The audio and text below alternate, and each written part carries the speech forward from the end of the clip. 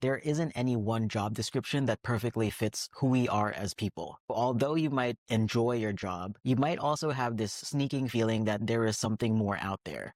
There's something else that you want to do with your time that doesn't fit within the confines of your job description. As we spend more and more times in our career, it can be really easy for that voice that is telling us that there's something more out there for us to do to start to quiet itself because of all of the million things that we're responsible for while we're at our jobs. I understand working 40 to 60-hour weeks. I've been there. And what happens when we spend so much of our time in these jobs is we start to form a personality around what it means to be an employee. It can be really hard to distill who we are as people from what we actually do in our jobs if we spend a lot of time in that environment. But if you have this voice that's going on inside your head that there is something more that I could be doing with my time, there is something bigger that I want to be a part of, and there are other ways that I want to explore how to make an impact, then this video is for you. It's important to keep that voice intact, the one that tells you who you are based on your intuition, instead of learning who you are through information consumption of what other people tell you. What we really want to get to is what is the story behind you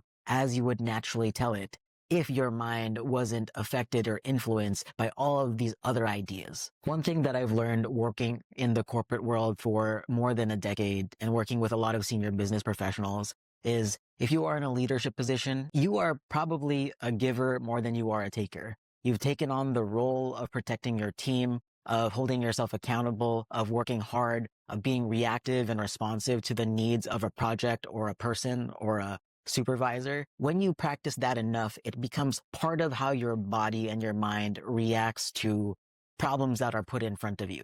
You're constantly in fixing mode. And although businesses love to see that in their employees, what that does to you as an individual is it takes away your ability to really feel what you need and what your creativity is trying to tell you. This giving, leading, and protector role might be a role that you're expected to play, but in order to sustain yourself as a professional, in order to sustain your dreams, you have to be filling your cup too. One of the ways that we can tell that our intuition is sparking up in our daily lives and wanting to be more heard is we start to go off script a little bit.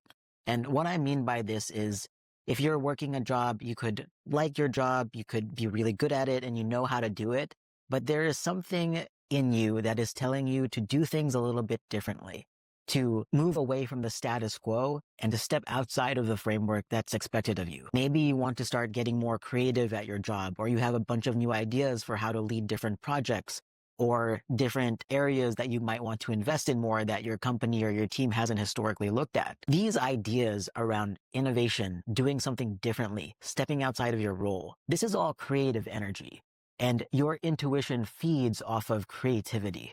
So when you start to notice that in yourself, it could be a sign that your intuition is wanting to be a little bit more playful and work outside of the traditional role that you've been expected to play all of these years. Another signal that your intuition is reopening itself up is you might get these thoughts that you have unrealized potential. You've been slogging away at your role. You are good at your role. You've spent so much of your life doing the same thing over and over, but there is something else that you feel called to doing. And there's a little voice in the back of your mind that tells you, is this really all that there is?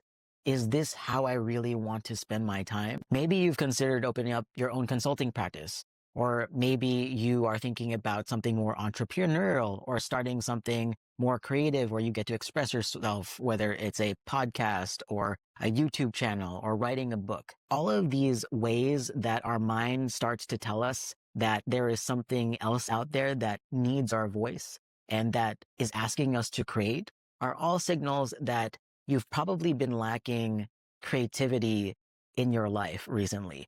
And there is something within your intuition that's telling you to explore that a little bit more. Because if we're being real, people are not their jobs. You know, you are not your job. You knew who you were before your job description was written. It's very important for you to not take on your job and your role and your responsibilities as your entire personality.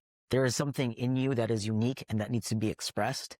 And it's important that we keep that dream alive because the world needs that uniqueness. The world needs that energy.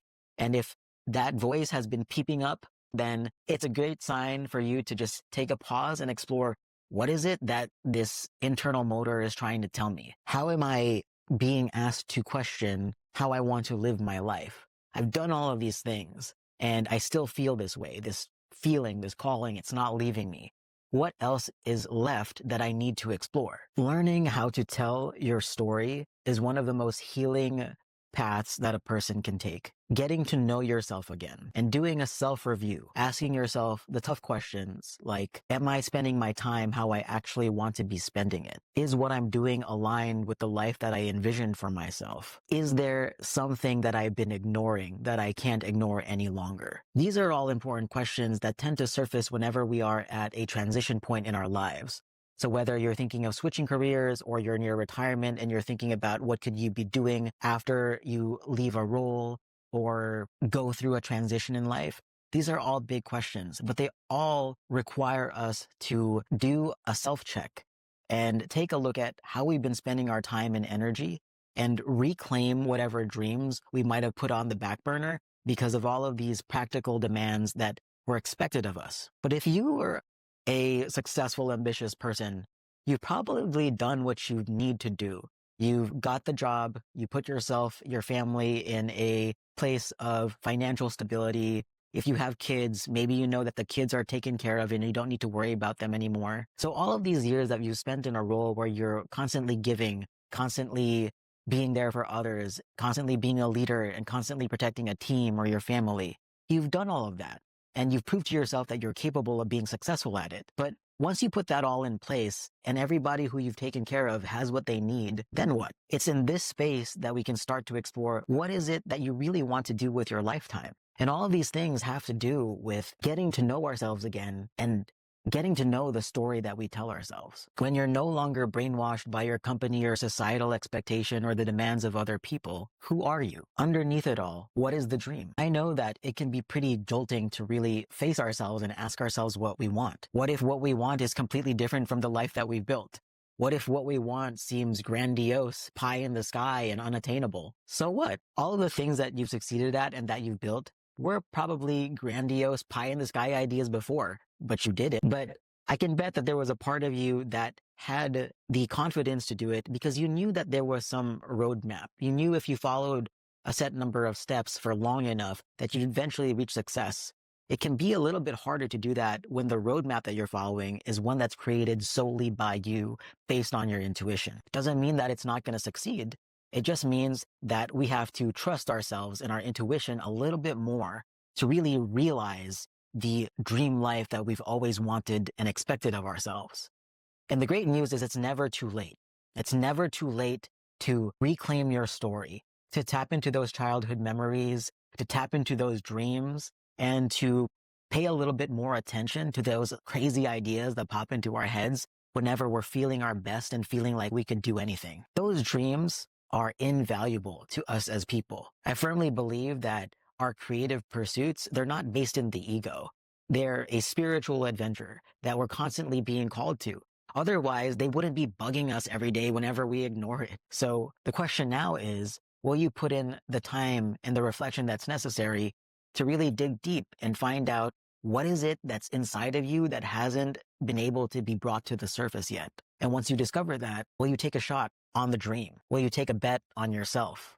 Will you give to yourself instead of giving to other people? In the end, life is a relationships game. And when we express ourselves, our true selves, and we let that be known to the people in our lives, we're inviting those people to have a relationship with who we really are. Not the person who gives them stuff, not the person who does things for them, not the person who takes care of them, but who we are as people. Who is the person beyond the title? Who is the person beyond the parenting role or the child role or the sibling role? Who are you underneath? Are you able to really tell that story? You still have time to live the life of an interesting person who the people in your life would be proud to call a friend because of who they know you to be. Being able to tell your story freely and say who you are the stories that people will remember you by. It's important in this lifetime that we give ourselves a chance to live out that dream, even if it's just a part of it. At least we know that we took a shot. And the key to living a life without regrets is to at least take a bet on yourself when you can. So in a few videos, I'm going to be going over a reflection exercise that I take my clients through whenever they're having a tough time extracting these stories from their lives that tell them what they actually want to be doing moving forward. And we'll go over the exercise so that you can reflect on these questions as well. But in the meantime, I hope you take the time to think about what is it that you really want. Until next time, everybody, take care.